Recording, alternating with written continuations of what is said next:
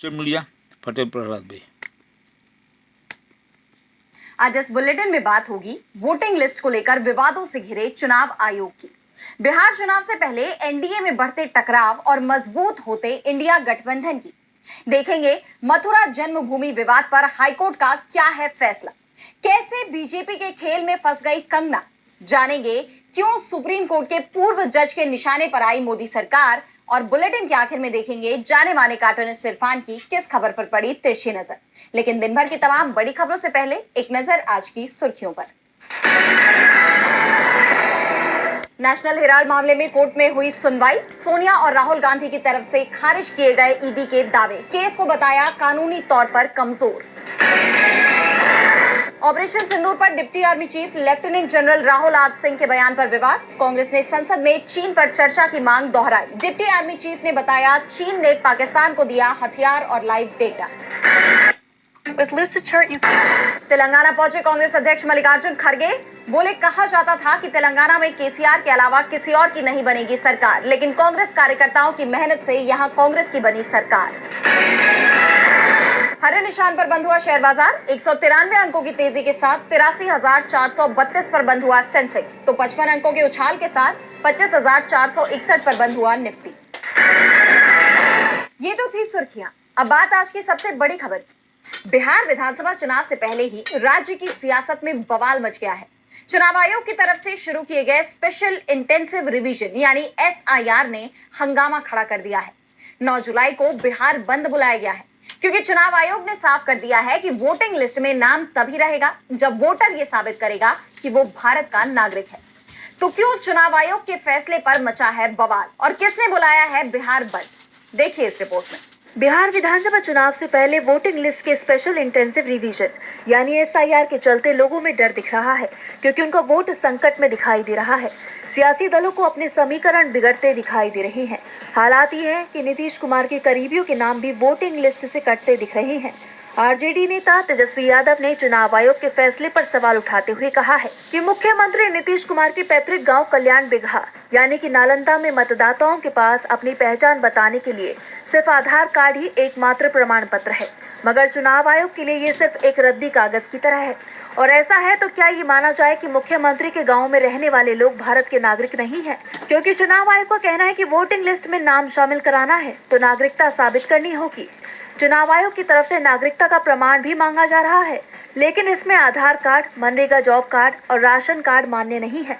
जबकि एक सर्वे में सामने आया है कि बिहार के 90% लोगों के पास पहचान के लिए आधार और वोटर ID कार्ड ही है, जिसे चुनाव आयोग मानने को तैयार नहीं है। ऐसे में लोगों को नए डॉक्यूमेंट बनवाने पड़ रहे हैं और इसके लिए भी चुनाव आयोग ने सिर्फ 3 सप्ताह का समय दिया है। इसे लेकर कांग्रेस नेता और पूर्णिया से सांसद पप्पू यादव ने बिहार बंद का ऐलान कर दिया। 9 जुलाई को चुनाव आयोग के फैसले के खिलाफ बिहार बंद बुलाया गया है। पप्पू यादव ने कहा है कि गांव वाले अपने यहाँ किसी भी BLO को घुसने नहीं दे। अगर कोई BLO आ भी जाए तो उसे जन्म का प्रमाण पत्र नहीं दे। पप्पू यादव ने 9 जुलाई को बिहार बंद का आह्वान करते हुए विपक्ष से सहयोग मांगा है। उन्होंने कहा कि चुनाव आयोग का घेराव भी किया जाएगा। सांसद ने आगे कहा कि बिहार के सभी युवाओं, दलित, अति पिछड़े, अल्पसंख्यक और सभी समाज के लोगों से विनम्र आग्रह है, BLO यानी कि बूथ लेवल ऑफिसर भी अपने भाई बहन हैं। वो हमें फोन कर बता रही हैं, वो भी सरकार के भीषण दबाव में है। मतदाता पुनरीक्षण के लिए उन्हें प्रताड़ित किया जा रहा है। वो गांव घर आए तो उन्हें प्रेम से चाय पिलाइए और विदा करें और कोई काम ना करने दे। कांग्रेस पार्टी ने भी चुनाव आयोग पर सवाल उठाए हैं और आरोप लगाया है कि चुनाव आयोग दलितों, वंचितों, पिछड़ों, आदिवासियों और अल्पसंख्यकों से उनका मताधिकार छीनने की साजिश कर रहा है, जो लोकतंत्र पर सीधा हमला है। अपने इस फैसले को लेकर चुनाव आयोग विपक्ष के निशाने पर आ गया है। बिहार में विधानसभा चुनाव से पहले एनडीए को भी झटके लग रहे हैं, तो महागठबंधन मजबूत होता जा रहा है। सियासी मौसम वैज्ञानिक भी दावे कर रहे हैं कि इस बार बिहार में महागठबंधन की जीत तय है। उनका कुनबा बढ़ता जा रहा है, तो एनडीए में शामिल दल एक दूसरे से भिड़ते दिख रहे हैं। तो क्या है पूरी खबर, जानने के लिए देखिए ये रिपोर्ट। बिहार की सियासत में कुछ बड़ा होने के संकेत मिल रहे हैं। असदुद्दीन ओवैसी ने आरजेडी प्रमुख लालू प्रसाद यादव को एक चिट्ठी लिखी है और खुद को इंडिया गठबंधन में शामिल करने की पेशकश कर दी। इस चिट्ठी में कहा गया है कि अगर सभी दल साथ मिलकर चुनाव लड़ेंगे तो वोटों में बिखराव नहीं होगा, लेकिन आरजेडी ने एआईएमआईएम के लिए दरवाजे नहीं खोले। ओवैसी की पार्टी को मैसेज दिया गया है कि अगर वो बीजेपी को हराना चाहते हैं तो उनकी पार्टी बिहार चुनाव नहीं लड़े। फिर भी इस मामले में अंतिम फैसला लालू यादव और तेजस्वी यादव के हाथों में सौंपा गया है। वहीं आरएलजेपी के चीफ पशुपति पारस ने भी बड़ा ऐलान किया है। उन्होंने कहा कि वो जल्द ही महागठबंधन का दामन थामने जा रहे हैं। वो ज्यादा सीटों पर दावेदारी भी नहीं करेंगे, सिर्फ उन सीटों पर दावा करेंगे जहां उनकी पार्टी मजबूत है और चुनाव जीतने वाला नेता भी है। यानी महागठबंधन में शामिल होने के लिए सियासी दलों में होड़ मची हुई है, तो दूसरी तरफ एनडीए में खींचतान मची हुई है। चिराग पासवान की तरफ से सीटों को लेकर पहले से ही बीजेपी और नीतीश कुमार पर दबाव बनाया जा रहा है। वो बिहार में लगातार रैलियां कर रहे हैं और निशाने पर एनडीए के नेता ही है। चिराग ने 29 जून को मुख्यमंत्री नीतीश कुमार के गृह जिले नालंदा के राजगीर में बहुजन भीम समागम रैली की और अब छपरा, जहां से बीजेपी के राजीव प्रताप रूढ़ी सांसद है, वहां 6 जुलाई को राजेंद्र स्टेडियम में रैली कर रहे हैं। इसे नव संकल्प महासभा नाम दिया है।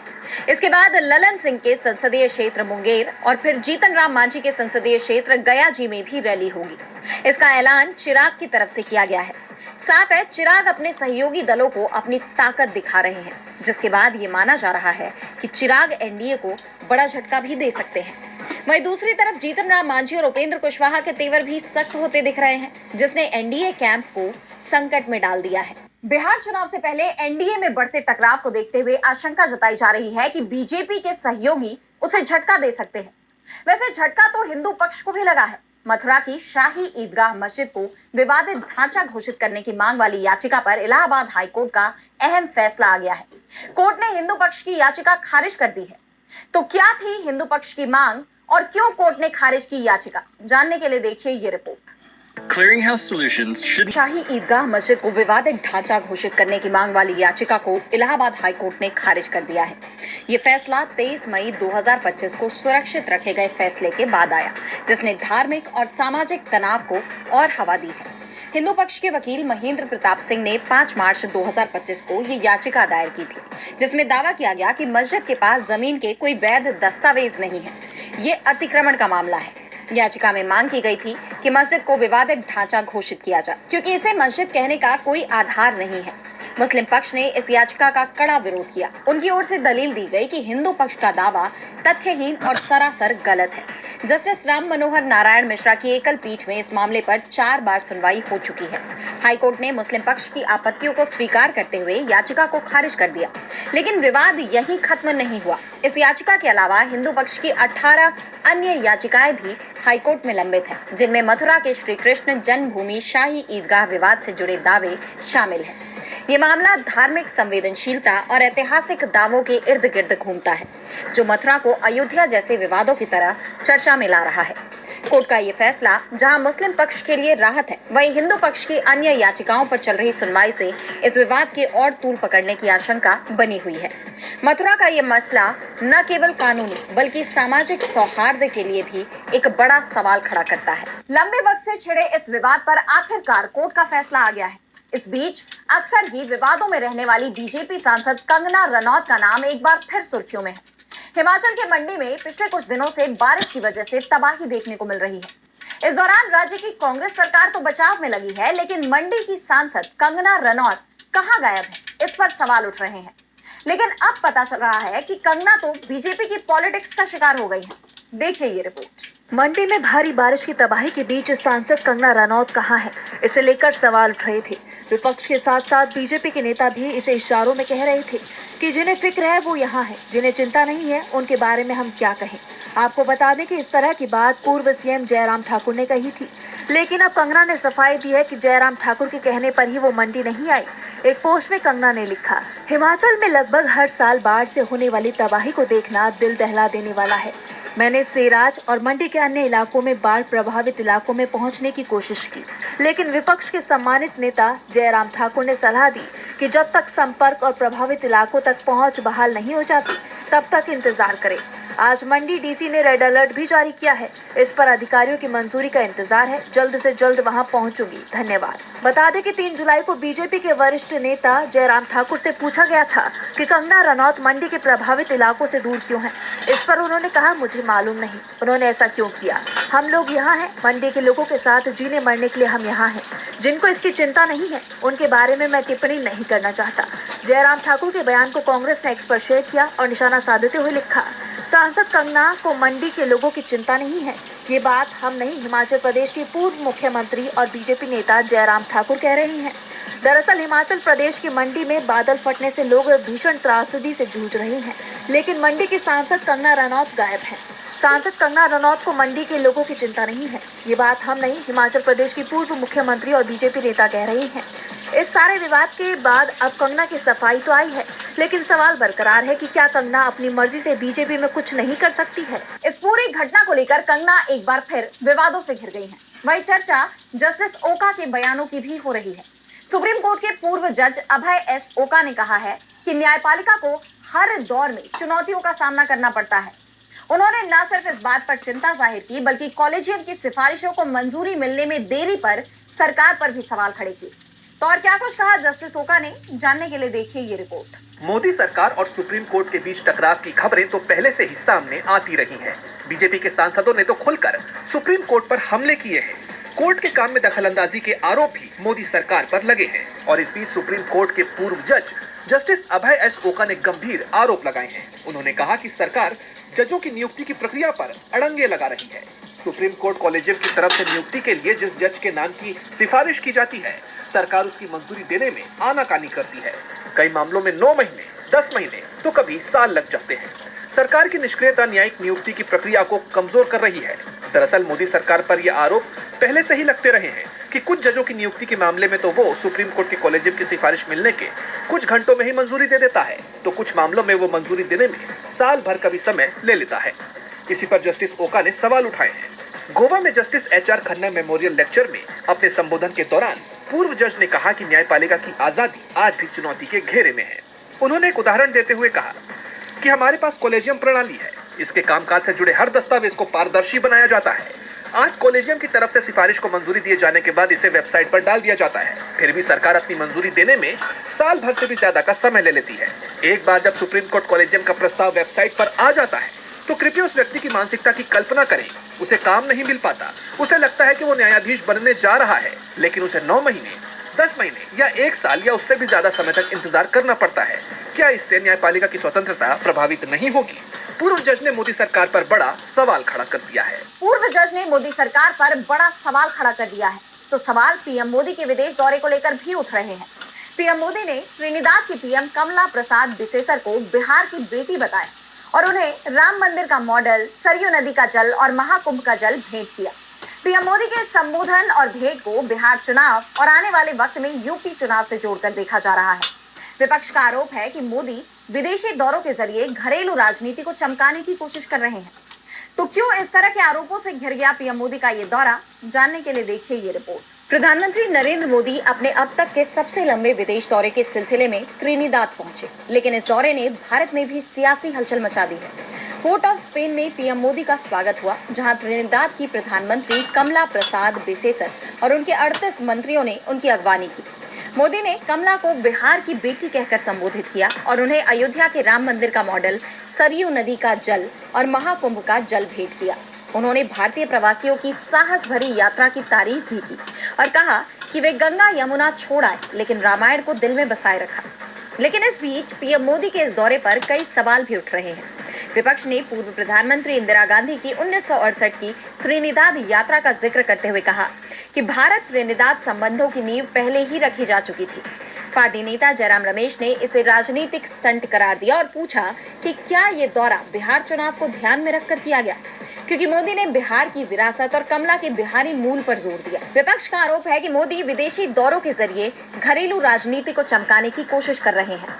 वहीं दूसरी ओर बीजेपी समर्थकों ने इसे भारत की वैश्विक साख बढ़ाने वाला कदम बताया, लेकिन इस बीच इस दौरे ने भारत में राजनीतिक बहस को हवा दे दी है। पीएम मोदी का ये दौरा सुर्खियों में है, तो चर्चा ट्रंप के टैरिफ को लेकर भी गरमा गई है। अमेरिकी राष्ट्रपति डोनाल्ड ट्रंप एक बार फिर टैरिफ को लेकर सख्त रुख अपना रहे हैं और अब ट्रंप की एक घोषणा ने सबको चौंका दिया है। वो 9 जुलाई की डेडलाइन से पहले ही टैरिफ को लेकर कई देशों को लेटर भेज रहे हैं, जिससे भारत की चिंता भी बढ़ गई है। तो क्या खत्म हो गई 9 जुलाई की डेडलाइन? टैरिफ को लेकर क्या है ट्रंप का फैसला? क्या लिखा है उन्होंने अपनी इस चिट्ठी में? जानने के लिए देखिए ये रिपोर्ट। अमेरिकी राष्ट्रपति डोनाल्ड ट्रंप के एक के बाद एक फैसलों ने पूरी दुनिया में तहलका मचा दिया। इनमें से ही एक है टैरिफ का फैसला, जिसे लेकर पूरी दुनिया में ट्रेड वॉर छिड़ गई थी और अब एक बार फिर ट्रंप इसे लेकर सख्त रुख अपना रहे हैं। उन्होंने कहा कि इस सिलसिले में वो आज रात से ही 10 से 12 देशों को लेटर भेजने वाले हैं। हालांकि उन्होंने ये तो साफ नहीं किया कि किन देशों को वो लेटर भेजेंगे, लेकिन माना जा रहा है कि जिन देशों के साथ अमेरिका की अभी ट्रेड डील नहीं हुई है, उनको ये लेटर जारी किया जाएगा। राष्ट्रपति ट्रंप ने कहा कि मैं देशों को लेटर भेजकर ये बताऊंगा कि या तो वो अमेरिका से व्यापार समझौता करें या फिर टैरिफ भुगतने के लिए खुद को तैयार कर लें। हमारे पास 170 से ज्यादा देश हैं और आप कितने सौदे कर सकते हैं। इस चिट्ठी में बताया जाएगा कि किस देश को कितने टैरिफ का भुगतान करना पड़ेगा। यानी ट्रंप का ये लेटर टैरिफ को लेकर एक चेतावनी है। दरअसल ट्रंप ने भारत का नाम लेते हुए कई देशों पर यह आरोप लगाया था कि ये देश अमेरिकी सामान पर बहुत ज्यादा टैरिफ लगाते हैं और इसी के जवाब में अमेरिका अब उन देशों पर रेसिप्रोकल टैरिफ लगाएगा। इसके लिए ट्रंप ने भारी भरकम टैरिफ का ऐलान भी कर दिया, जिसके बाद चीन और अमेरिका में टैरिफ वॉर छिड़ गई थी। हालांकि बाद में ट्रंप ने 9 जुलाई तक की राहत दे दी थी और अब डेडलाइन खत्म होने से पहले उनका ये रुख भारत की चिंता को बढ़ा रहा है, क्योंकि भारत और अमेरिका के बीच लंबे वक्त से ट्रेड डील पर बातचीत तो चल रही है, लेकिन कोई सहमति नहीं बन पाई है। हालांकि ट्रंप लगातार ये दावा कर रहे हैं कि भारत अब अमेरिका के लिए अपने बाजार खोल रहा है और टैरिफ कम करने के लिए तैयार हो रहा है, लेकिन भारत का साफ कहना है कि वो अमेरिका के साथ डील जरूर करना चाहता है, लेकिन पूरी तरह अपनी शर्तों पर। ऐसे में ट्रंप का ये रुख भारत समेत तमाम देशों की मुश्किलें बढ़ा सकता है। वैसे जिस तरह से तमाम मुश्किलों के बाद ट्रंप का बिग ब्यूटीफुल बिल कांग्रेस से पारित हो गया, उसके बाद ट्रंप के तेवर और तीखे नजर होते नजर आ रहे हैं। लेकिन सवाल ये है कि कहीं टैरिफ पर उनका ये रुख दुनिया में आर्थिक मोर्चे पर जंग न छेड़ दे। और बुलेटिन के आखिर में देखेंगे जाने माने कार्टूनिस्ट इरफान की किस खबर पर पड़ी तिरछी नजर।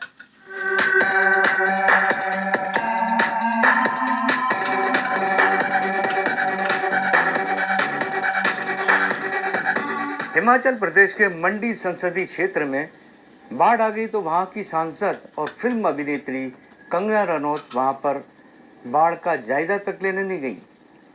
आरोप वहां के पूर्व सीएम पर लगा दिए। अब जनता को ये देखना है कि उसको काम करने वाले लोगों को चुनकर लाना है या फिर एक्टिंग करने वालों को लाना है। वैसे पिछले 11 साल से तो एक्टिंग करने वालों को ही जनता झेल रही है ना।